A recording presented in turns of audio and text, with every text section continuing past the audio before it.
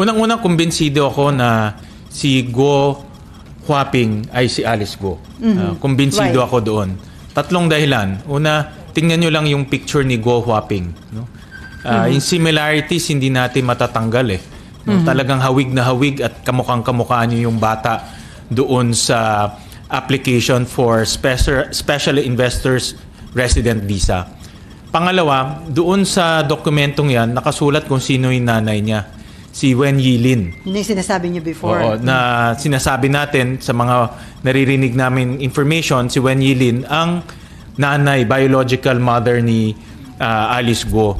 Doon sa application nila for Special Investors Resident Visa, nakasulat doon si Wen Yilin ang kanyang mother. No?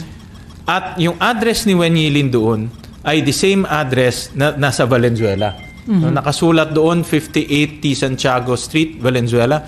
Yun ang exactly the same address na nakalagay sa incorporation papers ng mga Guo families. No? T. Santiago Street, Valenzuela City. No? So, yung papel sa Special Investors Resident Visa at yung mga incorporation papers na tugma yung address. So, ibig sabihin, consistent si Wen Yilin nakatira doon sa Valenzuela address.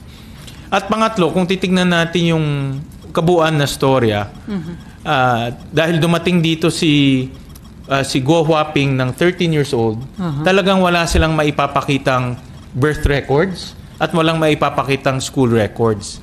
Kaya nagsinungaling sila doon sa birth certificate dahil wala nga maipakitang records.